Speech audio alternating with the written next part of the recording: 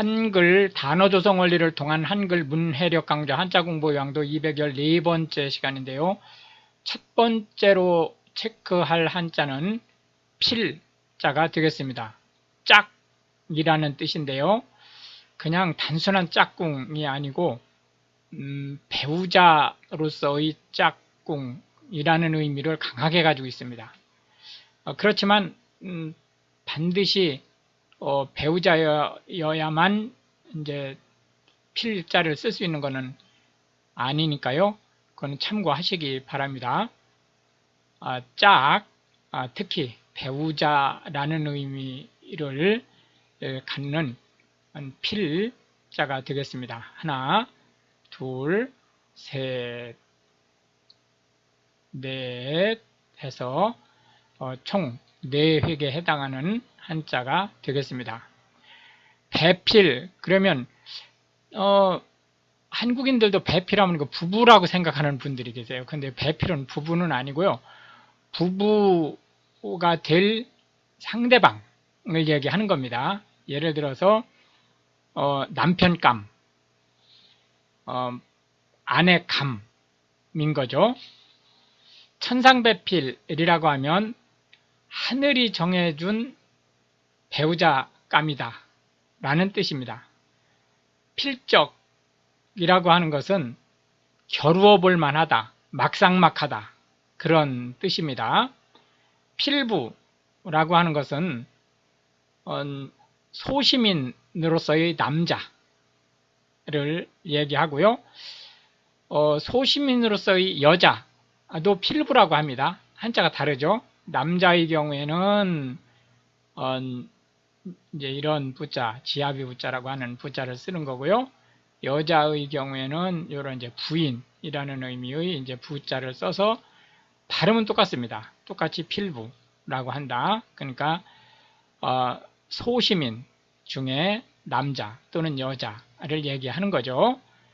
필마라고 하는 것은 말 한마리라는 뜻인데요.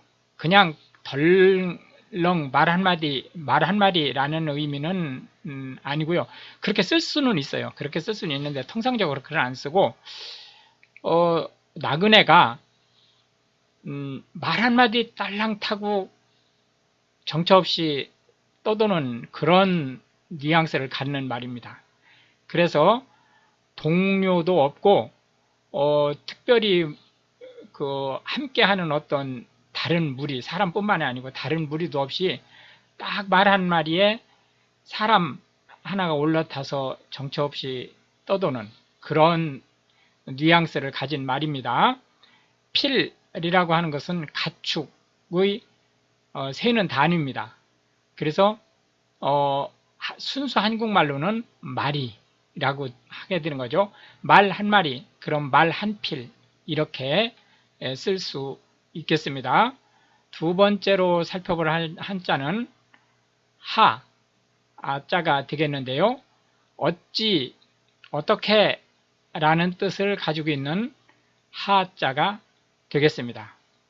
어찌, 어떻게 라는 의미의 하자 둘, 셋, 넷, 다섯, 여섯, 일곱 해서 총 7획에 해당하는 한자가 되겠습니다.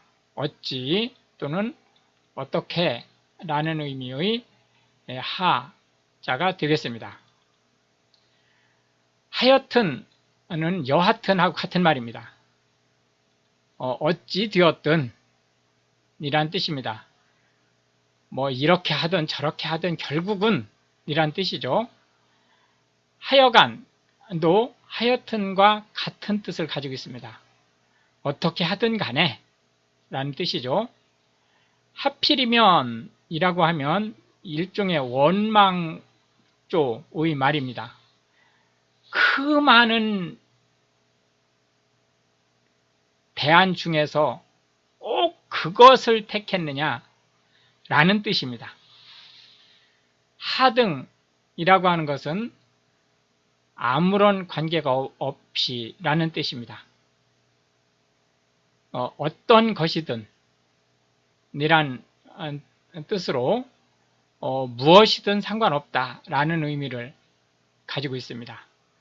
억하심정이라고 하는 것은 도대체 무슨 생각으로 라는 뜻입니다. 억하심정하면 이 발음 때문에 자칫 잘못하면 감정이 있어서 라는 뜻으로 들릴 수가 있는데요. 그건 아니고 이해할 수 없다. 결국은 감정이 있나? 라는 생각을 할 수는 있게 되죠. 왜 그런지를 모르니까 너무 예상 밖의 일을 했거나 반응을 보였기 때문에 억하심정이지? 라고 하면 도대체 뭔 생각으로 그런 걸 했지? 이런 뜻입니다. 기하학이라고 하는 것은 도형이나 공간에 대한 성질을 연구하는 학문을 얘기합니다. 기하급수라고 하는 것은 배수로 드러나는 걸 얘기하는 거죠. 예를 들어서 1, 2, 3, 4 이렇게 드러나는 게 아니고 2, 4, 8, 16, 32 이런 식으로 드러나는 거죠. 하시라도 언제든지 라는 뜻이고요. 수하하면 군의 경계에서 상대방이 누군지를 확인하는 일을 얘기합니다. 하수라고 하면 건강식품의 한 원료로 식물이죠. 잎사귀가 계란 모양의 타원형을 가진 독특한 그 식물이고요. 통상 우리가 이제 백소라고 해서 그 뿌리가 아주 하얀색인 그런 종류가 또 있습니다. 마지막 세 번째로 살펴볼 한자는 감자가 되겠는데요. 느낌, 느끼다 라는 뜻입니다. 어떤 느낌을 갖다 라는 뜻을 가지고 있습니다. 해서 느낄 감자가 되겠습니다.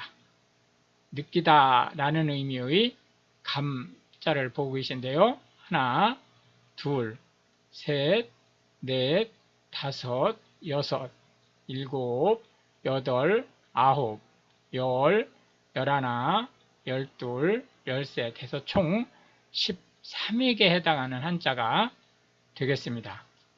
무엇인가를 느끼다, 그 대상으로부터 받은 느낌을 얘기합니다. 감정이라고 하는 것은 어떤 일 또는 어떤 사람 또는 어떤 동물일 수도 있어요. 에 대해서 느끼는 것 또는 느낌을 얘기하고요. 감수성이라고 하는 것은 상대방의 상태 또는 감정, 상대방의 감정이죠. 에 대해서 민감하게 반응하는 것을 얘기합니다. 감동하다라고 하는 것은 마음이 그쪽으로 움직이다 라는 뜻을 가지고 있습니다. 그래서 이 감동하다라고 하는 것은 부정적인 뜻이 아니고 아주 긍정적인 뜻입니다. 전적으로 상대방의 그 상황에 내가 공감하는 상태를 나타냅니다. 감각이라고 하는 것은 통상 우리가 오감이라는 보고, 듣고, 냄새 맡고, 맛보고, 촉감을 느끼는 그러한 것들, 그래서 이런 감각기관을 통해서 외부의 환경을 신체적으로 알아채는 것을 얘기합니다. 자신감이라고 하는 것은 어떠한 일을 타개해 나갈 그런 믿음, 스스로의 믿음을 얘기합니다. 할 수 있다라는 생각이죠. 책임감이라고 하는 것은 어떤 일을 마무리해야 된다라고 하는 생각을 얘기하고요. 예감이라고 하는 것은 어떤 일이 일어날 것 같은 느낌을 얘기합니다. 감사하다 라고 하는 것은 상대방이 나한테 한 어떤 일에 대해서 고맙다고 생각하는 것을 얘기합니다. 감기라고 하는 것은 약 200여 종의 바이러스들의 활동에 의해서 생기는 상기도 감염을 얘기하고요. 통상 감기에 걸리면 콧물이 난다든지, 꼭 모든 증상이 동반하는 건 아닙니다. 콧물이 난다든지 머리가 조금 지끈거리고 아프다든지 또는 약간의 몸살 기운이 있다든지 기침이 난다든지 이런 어떤 증상을 보이는데요. 감기는 이제 일정한 시간이 지나면 대부분 자연 치유가 됩니다. 그런데 비해서 이제 독감은 네이버 국어사전에서는 독감을 지독한 감기라고 이제 그 번역을 해석을 해놨습니다만은 감기와 독감은 완전히 출신이 다릅니다. 그래서 한국인들은 독감을 지독한 감기라고 생각을 하거든요. 네이버 사전에만 그렇게 해석한 게 아니고 한국인들의 일반 생각이 그렇습니다만은 감기와 독감은 완전히 다른 질환이다.